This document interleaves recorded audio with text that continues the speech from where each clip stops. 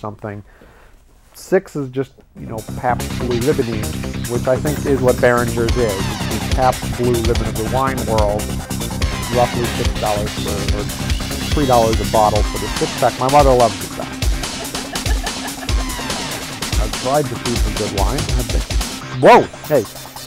Sorry they pointed at me. I was reminiscing about Behringer's. If any Behringer's people in the audience, I mean, you guys must be raking in the money.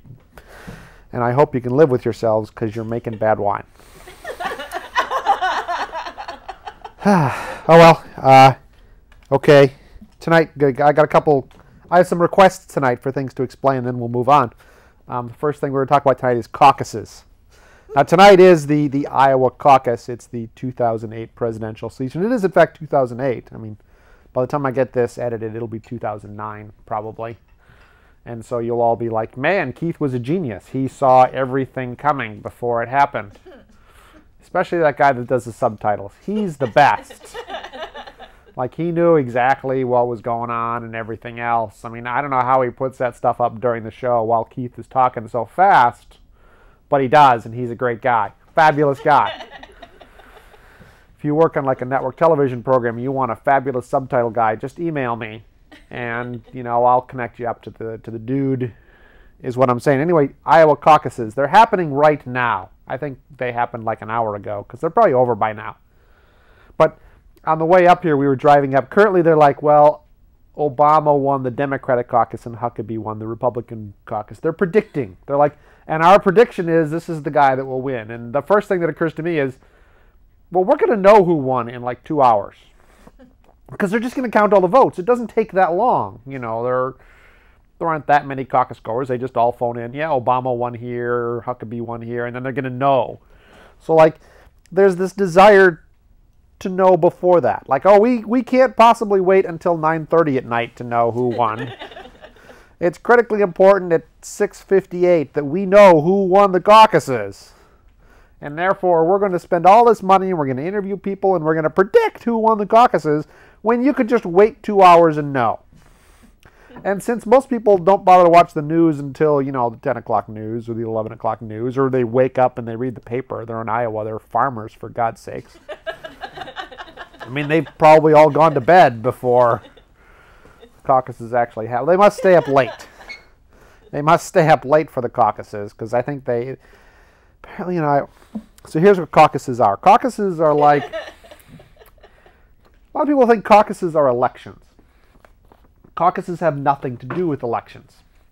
Caucuses are like fan clubs, really. It's like there's one day and everyone's like, we're going to go here and we're going to have a fan club. And then we're going to count how many people we got in our fan club. And whoever's got the most people wins the fan club rules. So like if you're in Iowa, you like drive to a gym at a local high school. Because they build the high schools out of bricks there so that they can survive the tornadoes. And everyone knows where they are because they're constantly driving there when the tornadoes are attacking. So it's... I wonder if tornadoes have ever attacked during a caucus, because that'd be great, because you're already there. It's like, oh, big storm's coming, let's go vote for our favorite Democrat. I bet they don't, because it's in winter, and there are very few tornadoes in winter. It's more of a summer thing. Anyway, so if you're in Iowa, first of all, you're not an average person, because most people in Iowa don't care. I mean, maybe more people care in Iowa per capita than the average state, but still, it's precious few people actually participate in this darn thing. So for like 6 months before the caucus, you're harassed by politicians who come to your state and tell you why things are great. And in particular, they tell you they all love ethanol. Ethanol is going to save the world. It's critically important that we make more ethanol. And anything else that can be made out of corn. Like if we discovered a way to make Barbie dolls out of corn, politicians would be in Iowa talking about how it's critical that we get those Barbie doll manufacturing back from those darn Chinese people and make them in Iowa out of corn. Because Iowa grows a lot of corn, apparently. Okay, so you're in Iowa. Politicians have harassed you for 6 months. They spent tons of money. And this year they've spent $40 million in Iowa, apparently, I'm told. Which is like $150 per person that actually goes to a caucus. If they just mail you the money, you'd be happy. It'd be like, oh, look, here's $64 from Hillary Clinton. I don't know, it's going to be tough. Do I go with her or Obama? He spent me $42 last week. But no, they don't. They spend it on newspaper ads and TV ads. I suspect there are TV stations in Iowa that their sole revenue model is that they're around for the election season. You know, and they're like, it's, you know, probably UHF stations. Kind of like around here, we have this UHF station that broadcasts infomercials 24 hours a day. I've tuned to it. It's always infomercials. I'm like, why would you possibly do this? Like, what person goes to college and thinks, when I grow up, I'm going to run a UHF station and show infomercials 24 hours a day about the, you know, the fake penis pills and the home gyms and the... Well, I don't watch infomercials, so I don't know what else there is out there. If I see one, I turn it off. But now, I mean, there's tons of the darn things.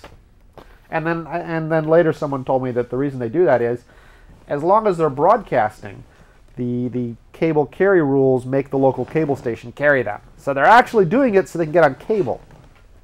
Which, again, is goofy, because it means you got a cable station that's running infomercials all the darn day. But anyway, I was talking about caucuses. Okay, so you're in Iowa.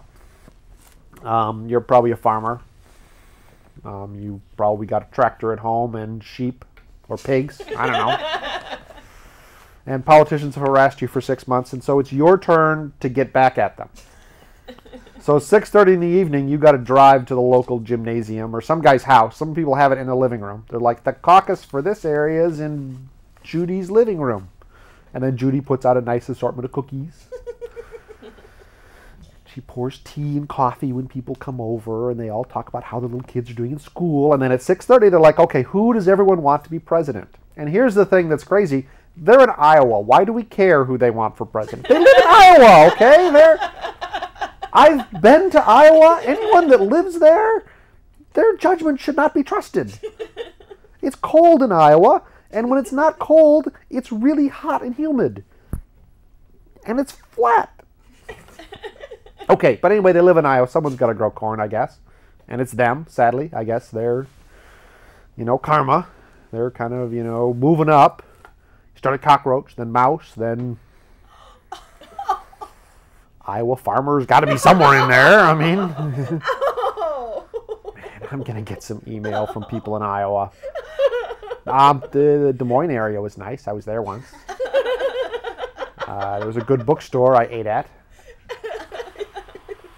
I grew up in Wisconsin. I mean, it's no better. It's worse, actually, in Wisconsin, because no one cares what people in Wisconsin want to be president. They're kind of like, no, we have your primary, but we're not even going to bother to campaign because you don't matter.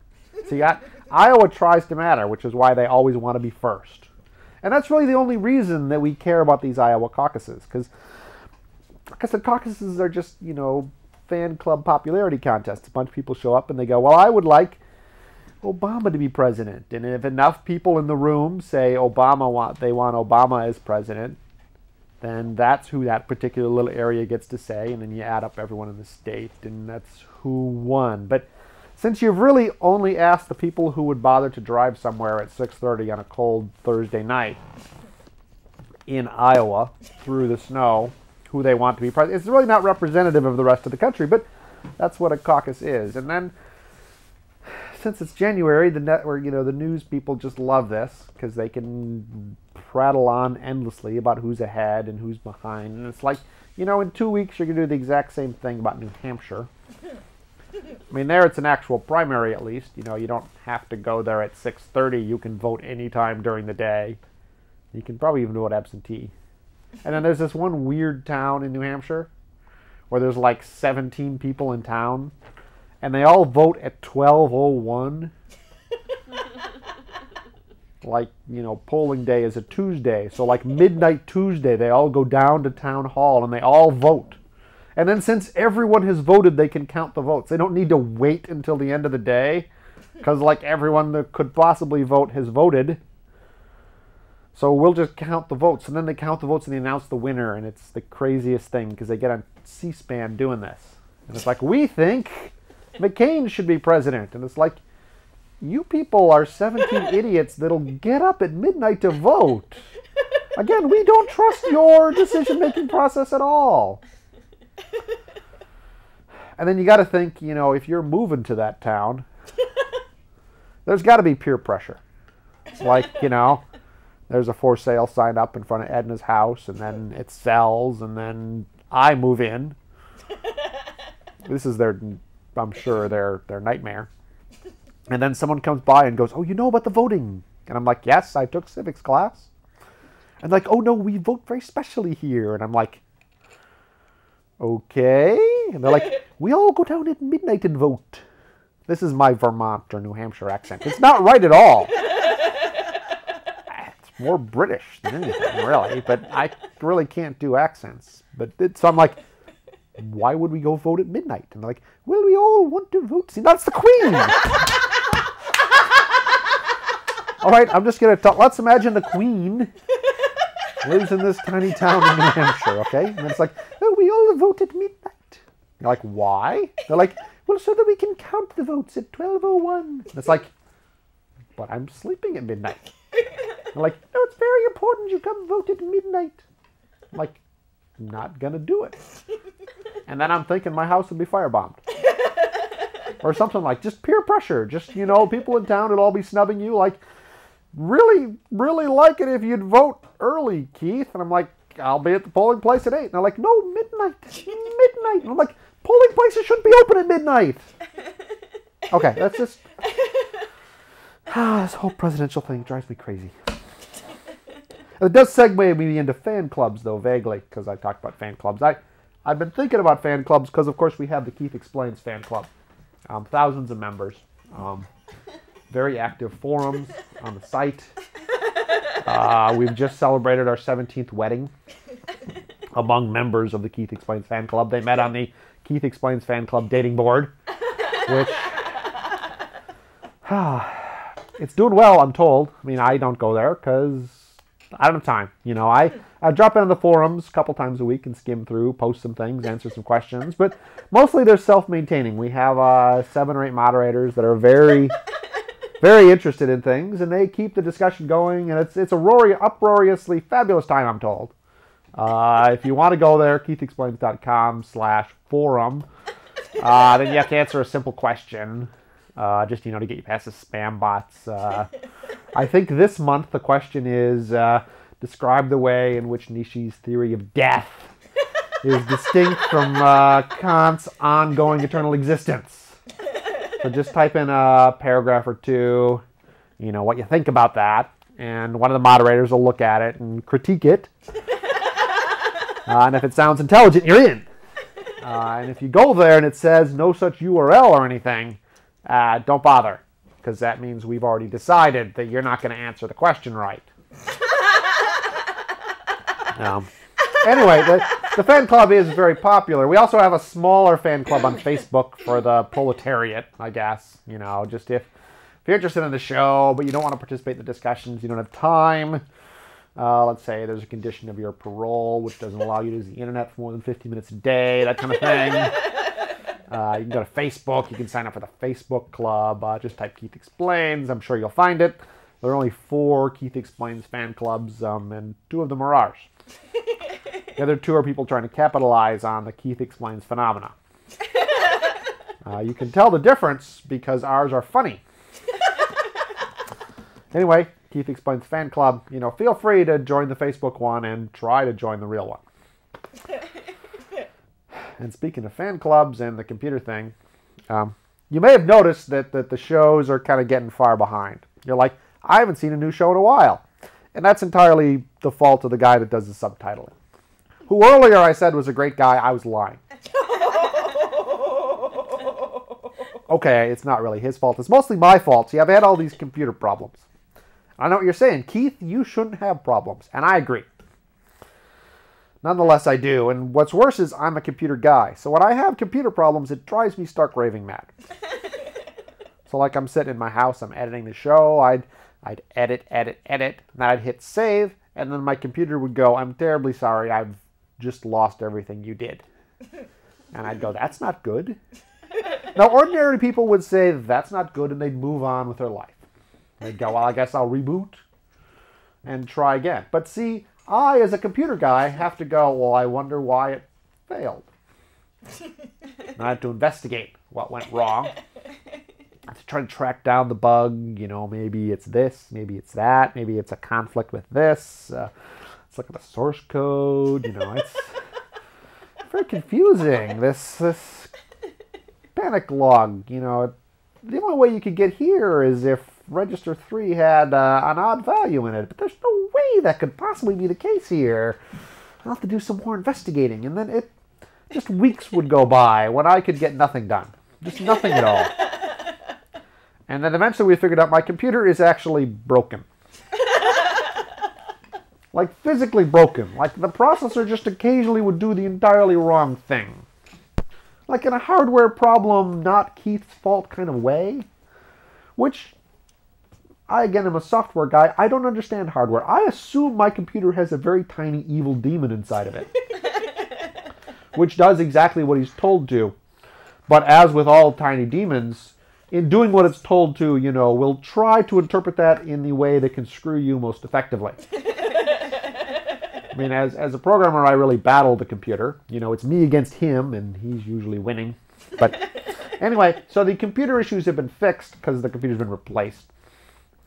And hopefully shows will be edited more quickly. Now, you won't know that for like 3 or 4 months, because I have this backlog of shows to edit, and I got to edit those before I can edit this show where I explain what the problem is. So I don't even know why I go into it.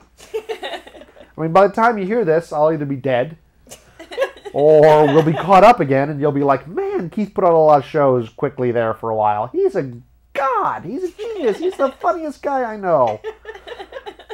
Except for this part where he's talking about all his computer problems. Okay, next thing. This was a late addition to the show.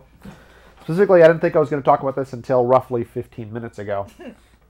Maybe longer than that. Maybe 2 hours ago when I actually got the email, got the thing, which is, I went up to my mailbox today, and I brought in the mail, and I divided it up among the people that live in my house into my pile and their piles, and I was thumbing through my pile, and there's an envelope that's like, to our friends at, and then my address. And I'm like, great, an ad. And then I turn it over and open the envelope, because I got to put it in the shredder, and it's too thick to put in the shredder by itself. So I take it out, and it's like, God has great plans for you. And I'm like, well, yeah, I know. And then it goes on, and it's like enclosed in this envelope is a special prayer blanket. Blah, blah, blah. Please write your prayers in the prayer blanket and send it back to us, along with some money. And then after you've sent it back to us, open up the special sealed prophecy we made specially for you. I'm a sucker for reading special prophecies made specially for me. So first I looked for the prayer blanket, because I had taken everything in the envelope out. I was holding it in my hand, and I did not have a blanket in my hand. I thought, well, it had to fit in this envelope, so it's got to be a tiny blanket. Perhaps, you know, roughly that size. Maybe it says, God loves you, or made in China, probably. So I kept thumbing through the pieces of paper I had, and I didn't find a blanket. And I thought, these poor people got ripped off. The people that stuffed the envelopes didn't put the blanket in. And then I stopped and thought, no. Then I looked more closely, and I realized one of the pieces of paper, if I unfolded it, was a big piece of paper that said, this is a prayer blanket. And I thought, no, this is a large piece of paper which I've unfolded, which says this is a prayer blanket on it. But you can't write this is a prayer blanket on something and make it a prayer blanket, because it's got to be a blanket. Not a piece of paper. And then it said, stare at the blanket and Jesus will blink. And I thought, this will be great. So I stared at it. And he refused to blink. And I thought, this is one of them optical illusions. So I held the paper up to the thing, and I'm like, well, yeah, there's this weird printing on the back that maybe if you held it up to the light right and you twisted it, it would blink. And then I went, no, this is just a stupid piece of paper with a non-blinking picture of Jesus on it. That's not a blanket either. I mean, if they said it's a blanket and it's supposed to blink and it's not a blanket, why do I believe it's going to blink? So now I'm interested. So I put the prayer blanket down. By prayer blanket, I mean piece of paper. And then I opened up, then I picked up another piece of paper which said, "This is your sealed prophecy. Do not open it until you have returned the sealed prayer blanket with your prayers to us." And I thought, I'm not going to do that. You people don't even know what a blanket is. So I opened the sealed prophecy. Now, I told that long story to get to this story, which is, it's really a public service. These people are most likely scammers. They're trying to get money from me. There are lots of scammers in the world. Some of the people watching this show are probably scammers. So if you're trying to scam money out of me, and if you have sent me a piece of paper which says, "This is your specially provided secret prophecy," it's critically important that you be able to put my name inside the secret prophecy. Because when I opened the secret prophecy, it said, "Dear friend." And I thought, if you have made this special prophecy for me, why didn't you say, "Dear Keith"? Or "Dear Mr. Stettenfield," or "Dear Keith Stettenfield," or something. You know, I am not going to believe your "please send us money" scam if you can't even be bothered to get my name right. The same goes for all you people in Nigeria. Okay? When I open up we have, "Dear business guy, I found your address on the internet. I would like to transfer $16 million out of wherever the heck I am because my dead father had it. And you can keep $5 million of it." I'm like, my name isn't "Dear Colleague." I mean, for God's sakes, spam would be so much more effective if it were personal. Is what I'm saying, I guess. So, I don't like spammers, but you people got to step the game up some, okay? I am not going to fall for this crap if you aren't going to at least put in an effort.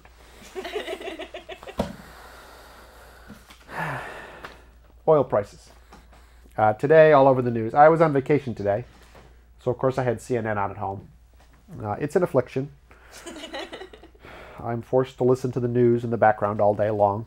The doctors who tried various drugs, none of them work. I just do it. It drives people in my house crazy. Okay, so I'm listening to CNN in the background, and all they could talk about today, other than the frickin' Iowa caucuses, were that oil had reached $100 a barrel.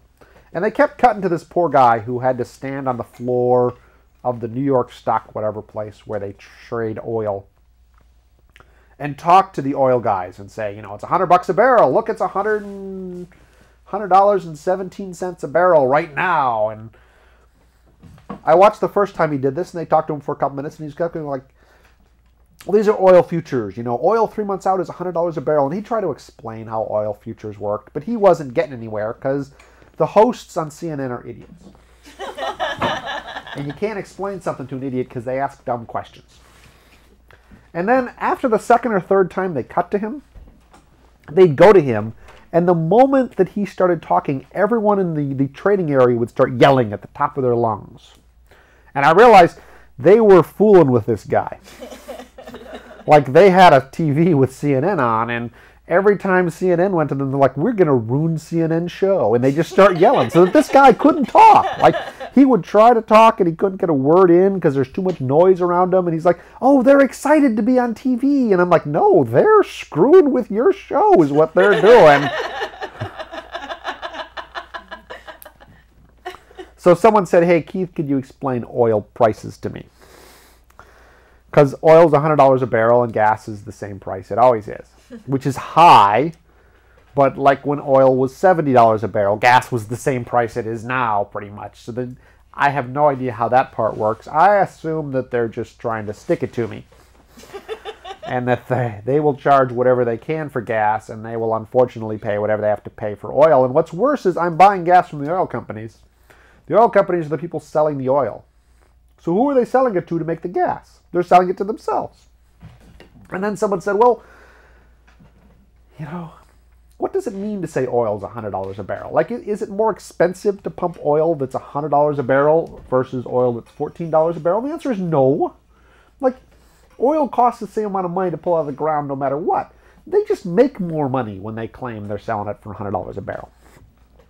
And when I finally realized that they were pretty much just charging whatever the heck they could for whatever oil they could get, and then selling it to other people that charge whatever the heck they could for gas. If you think of it all as a huge scam, it makes more sense. Is all I'm saying, okay? The oil companies are not our friends. No. They will sell oil for... They will charge as much money as they can to transfer it from them to from us to them. Oil prices. I don't have a lot of time, so I'm going to talk briefly about a couple other things. It's just after Christmas. So over the Christmas break, I did what I usually do over Christmas break, which is I go crazy because my parents are visiting. And when I've gone crazy, I have to relax. And what I've been doing to relax lately is playing Lego Star Wars on my Wii. I love Lego Star Wars on my Wii because you get the Wii remote and you get the Lego Star Wars and you turn the game on and you pretty much can't die. Because the game is designed for 8-year-olds who are easily frustrated, which is great because I'm a 41-year-old who is easily frustrated. So in Lego Star Wars, when you die, you come back exactly where you used to be with all the stuff you used to have, and you just keep doing whatever the heck you were doing.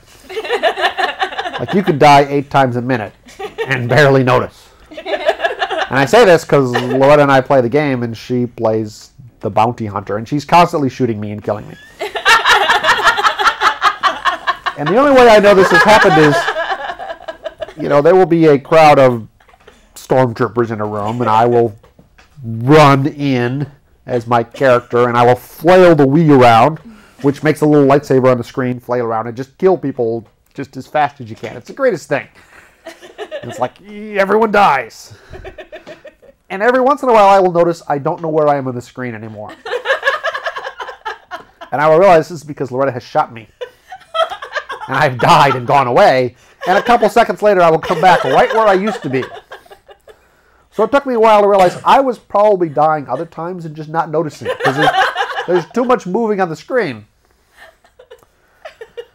So Lego Star Wars, it fits in well at my house because I have a lot of Star Wars stuff. I have a lot of Lego Star Wars stuff. You know, I have the Lego Star Wars models that I fill my house with because you got to fill your house with something. Otherwise, the people that come to clean it after you die have too easy of a job. See, there's barely enough time. There you go.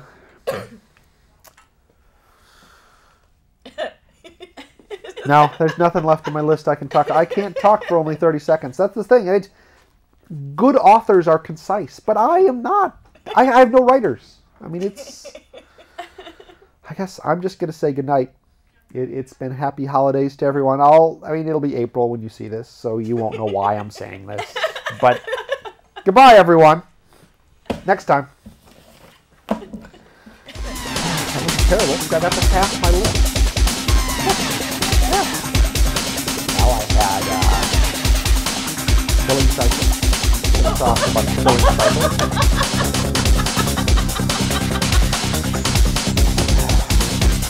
Green left. Yeah. See, my mother has a cell phone. And my mother has a cell phone on pretty much the lowest cell phone plan possible. You know,